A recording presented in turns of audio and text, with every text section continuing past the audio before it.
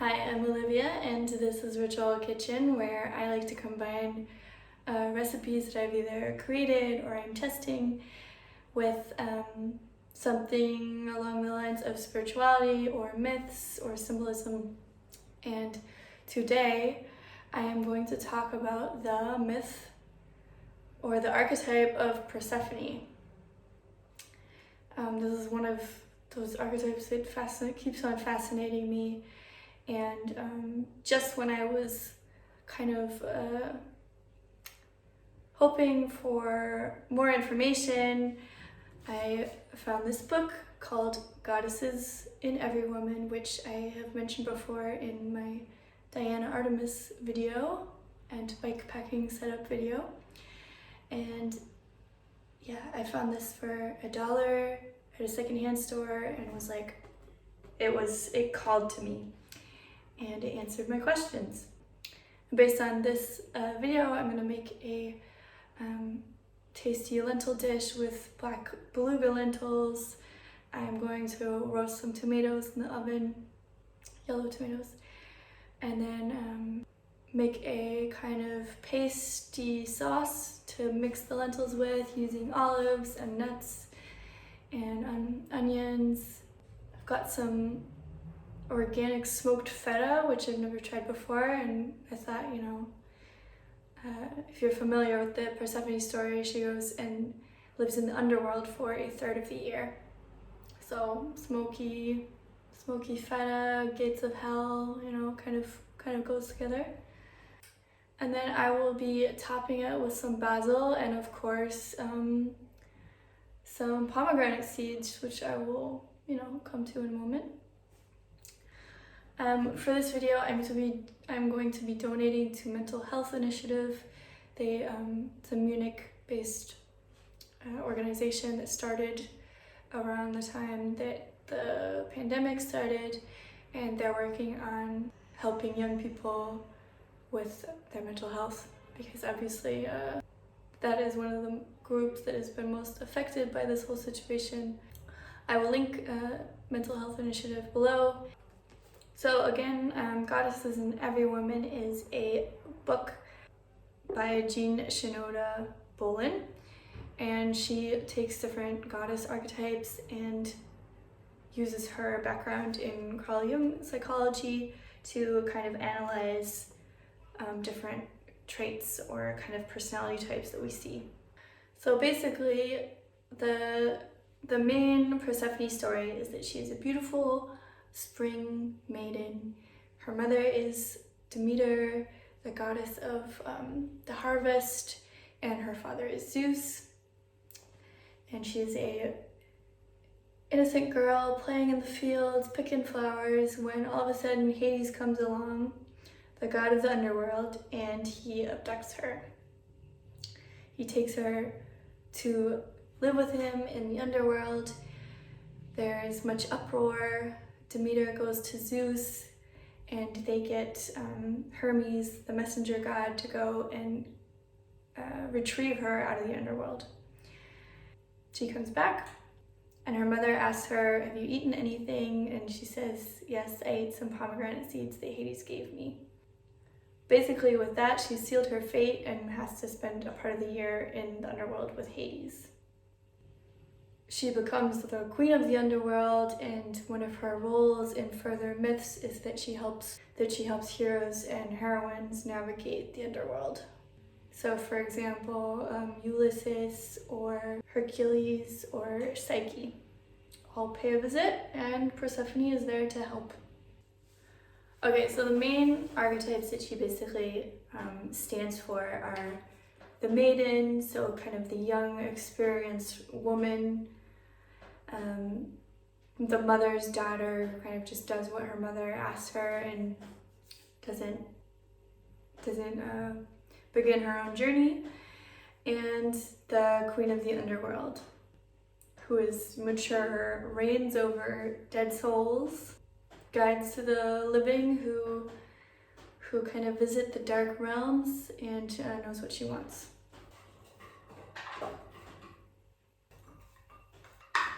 Just toasted some walnuts because that nice like smoky taste or like that toasted taste will be really nice. And I'm toasting like a tablespoon and a half of black sesame seeds as well. Yeah, so if a woman kind of stays in the maiden version or of the archetype, then she may kind of remain quite girlish forever, doesn't really commit to a career path or to relationships, and doesn't really know what she wants, and is kind of like the eternal adolescent. So funnily enough, we have a really good example of that in pop culture, which is basically Britney Spears, because she's kind of always let her parents decide what's best for her. Obviously, some of this happened against her will to an extent, but she's remained the kind of eternal adolescent girl. And it will be interesting to see if, due to the kind of depression and hardship that she's had to go through and the isolation and kind of some of the crazy mental health psychiatric stuff, whether she will bring kind of that underworld knowledge to the rest of her life, and kind of graduate from some of that, or remain the forever young archetype. So some people who embody this kind of archetype may have kind of let their mother or father decide a lot for them and didn't really ever venture out of that safety net, and kind of just it can often be someone who is living out their parents' dreams instead of following their own. This is also like a theme in culture in general, the idea of women being passive and dependent. So at least from my perspective, I kind of feel like the whole planet, or the whole idea of what a woman is kind of going through that underworld time, or maybe emerging out of it, because we are seeing a lot of because I feel like there's a lot more space to recognize women's intuition and abilities to kind of navigate multiple realms that maybe wasn't there 10 years ago. Yeah, so like a Persephone woman can be quite malleable, quite chameleon-like. She kind of tries on different outfits or ways of acting depending on who she's around. Prior to the Hades experience, she will be kind of sexually naive and childlike and unaware of her beauty or attraction. So that like archetypal combination of sexuality and innocence is another thing that you can see in Britney Spears. She comes to mind because she was literally my first album as a kid. Yeah, my mom was always quite disgusted by the like over sexualization of her, and me at the time, I was kind of just like, that's just like her music, but yeah, she was kind of kept as the eternal maiden, sexualized by people from the outside, wasn't able to go her own way or develop, or and when she had her crazy moments and shaved her head and was going a bit wild, that's when her dad came in and put her away, basically. Yeah, but that like innocent sexuality theme is a big thing in American culture still, that hopefully will dissolve more and more with time. Yeah, women who have Persephone in them can kind of remain youthful and look quite young for a much longer time, and kind of remain young in spirit all their lives. But yeah, basically if Persephone if a woman who has the Persephone kind of archetype has that underworld moment, then that is when her life can kind of shift. Yeah, going through kind of dark phases or mental health issues helps her understand kind of ego-based reality, but also the subconscious and kind of the deeper parts of the psyche. So some people who have an affinity to this archetype may then use that later in their profession to kind of mediate between the realms. So they then, by experiencing it themselves, can help other people who are going through mental health issues, depression, or their dark night of the soul. Have more of a grasp of symbolic language, of ritual, of kind of ecstatic mystical experiences, visions, and can have more of an ability to tap into like the collective subconscious and archetypes. So from the different archetypes in the book, she's kind of the most formless and like malleable archetype, but also has the biggest potential for growth because of difficult experiences and the way that she morphs after that. So in order for a Persephone type to grow, she has to learn how to make commitments in her professional life or in relationships, to not see marriage or partnership as being abducted like with Hades, but instead grow into a new role. Just generally stay committed when things aren't fun anymore. Another interesting connection with regards to Persephone is that it's also kind of the same story as Alice in Wonderland. I want to do a separate video on that because I think it's super interesting. But with Alice in Wonderland, again, it's like a young girl falling into a hole, into the darkness, into a crazy world of distorted visions and strange experiences, and meeting different characters that she wouldn't normally meet in the normal world, or meeting the Red Queen, who decides people's fate with her off with her head sentences, and then she simply returns from that dark space and is smarter for it.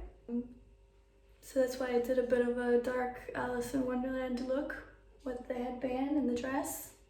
In any case, I can recommend this book. Super fascinating. Every time you go back to it, you find something new, and especially the Persephone archetype is very deep and complex, and the book kind of also goes into like different phases of life or parts of life and how that archetype expresses itself there. I personally can relate to this archetype because I can see some of the traits in my lineage, in my family, but I can also relate to the times of mental health or pain, and how that going into a hole and looking at the underbelly of life can have a profound effect, and when you come back out of it, then you're a better person for it. I've had a couple of those times in my life, and they are always a time of deep learning. Okay, so I toasted walnuts and sesame seeds for the paste. I chopped some red onions, and now I'm gonna cut up these yellow tomatoes to roast in the oven for a short little while so that gets started. So I'm just sprinkling these guys with some sea salt, like a teaspoon of caraway seeds, and then olive oil. I think I put the oven up to 180, so I'm gonna put these in for like maybe 15 minutes and then see how they're doing. I don't want them to go too mushy, I just want them to be like, just kissed. So I have some oil heating up in the pan to fry my red onion, and I'm heating up water to boil the black lentils.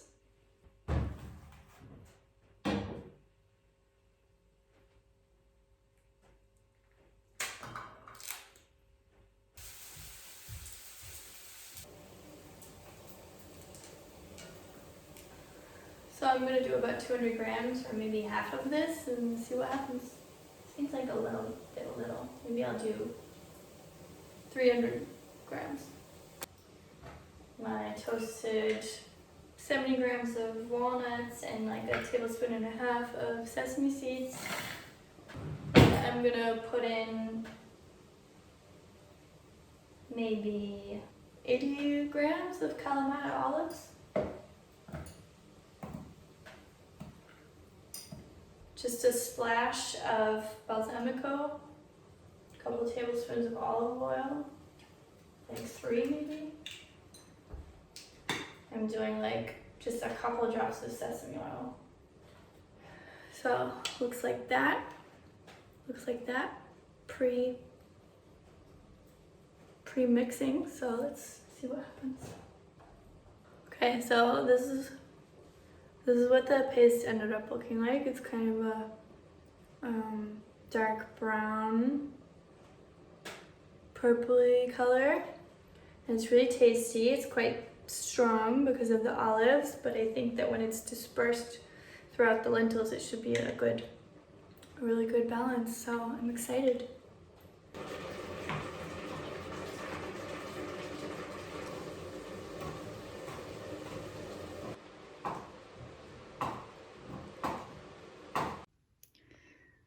Here are the tomatoes. I think they were in for about 15 minutes. They're looking really good.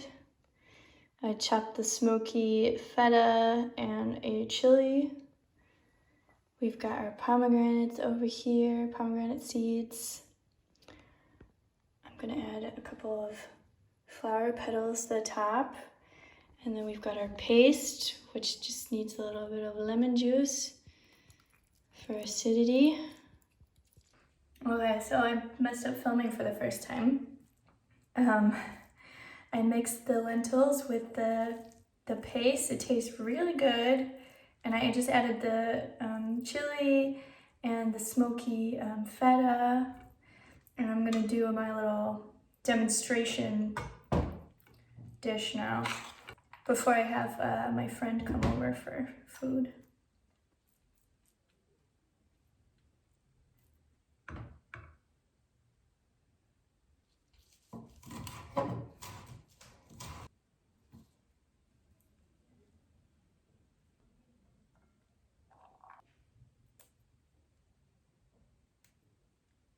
Okay, so that's it.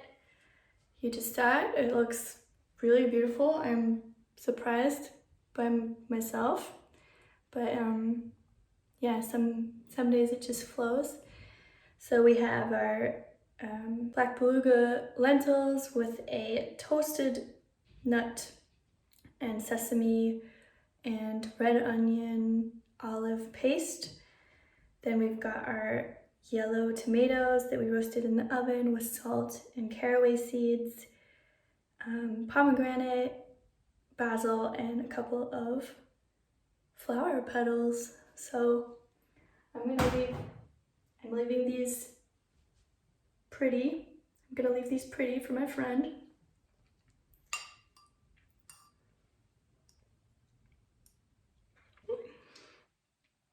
This is really good. Oh yeah, smoked feta as well. This is honestly so good. I don't think that I made it. I think someone made it through me. It's really good. The lentils are great. Pomegranate texture, the fresh basil, the creamy feta. It was juicy. Late summer tomatoes. I'm gonna make it again. yeah, so that was my video about the Persephone archetype and Britney Spears and Alice in Wonderland, and making this super tasty meal. So I hope you enjoyed it. I hope you like it, subscribe, leave a comment. Any interaction basically helps this go forward, and send it to a friend, etc., etc. Donate to mental health initiative, please. And yeah, see you next time.